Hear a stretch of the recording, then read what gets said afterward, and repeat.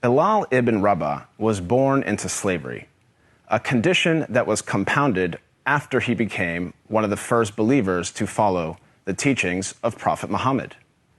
Bilal's father was an Arab slave, and his mother was a former princess of modern-day Ethiopia, who was also enslaved. Bilal was ruled by a master who punished him for his conversion to Islam. He dragged Bilal around Mecca, encouraging people to mock him. He even tried to force him to renounce his faith by placing a large rock on his chest and pinning him on the ground. But far from renouncing his faith, Bilal showed a defiance and strength in the face of persecution and violence. Impressed by Bilal's steadfastness to the Islamic faith, Prophet Muhammad sent one of his closest friends, Abu Bakr, to pay for Bilal's freedom. Once freed, Bilal rose to prominence in the early Muslim community. Prophet Muhammad appointed him to serve the mosque by using his melodious voice to call the believers to prayer. Bilal was a black man, and for some, his blackness made him unfit for such an honor. On one occasion, a companion of the Prophet, a man named Abu Dar, disparagingly said to Bilal, "You son of a black woman." This drew a swift rebuke from Prophet Muhammad. "Are you taunting him about his black mother?" asked the Prophet. "There is still some influence of ignorance in you." The ignorance the Prophet identified was rooted in the misguided view that a person's race reflects his or her moral character or social status.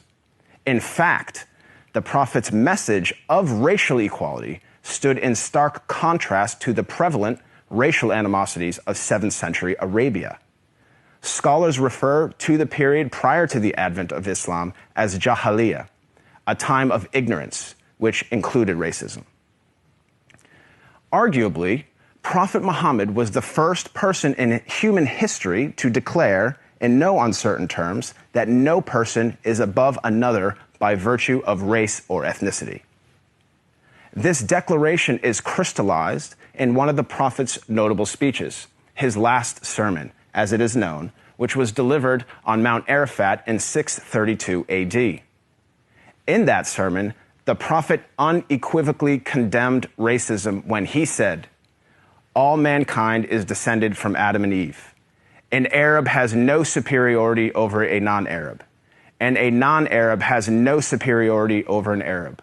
A white person has no superiority over a black person, nor a black person has any superiority over a white person, except by piety and good action."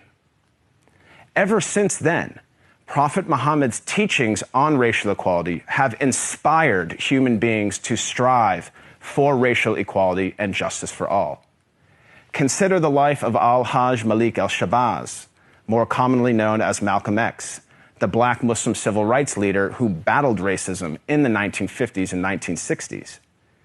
After performing the Hajj, or Islamic pilgrimage, to the city of Mecca, Malcolm wrote his famous letter from Mecca, in which he said, "There were tens of thousands of pilgrims from all over the world.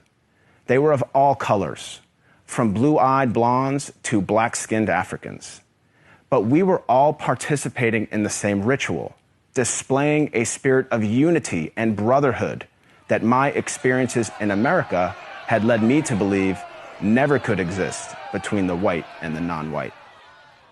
He added that he had never before seen sincere and true brotherhood practiced by all colors together, irrespective of their color. The Hajj for Malcolm represented a shift away from racism and towards racial equality. The teachings of Prophet Muhammad encouraged all people to strive towards anti-racism, which is quite different than simply non-racism.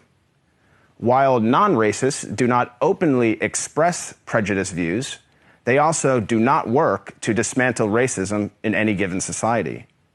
The Prophet of Islam actively challenged and dismantled the covert, the overt, and the systematic racism around him. He identified racism as a symptom and identified its root cause as arrogance in the human heart. As our world becomes more and more diverse and interconnected, it is imperative that we strive to follow the teachings of Prophet Muhammad. I am not a Muslim myself, but I have to say that I am deeply inspired by the anti-racism of Prophet Muhammad, because he showed that a person is distinguished over another not by race, but rather by the quality of one's character and conduct. I am Craig Considine for the Amir Stein Center.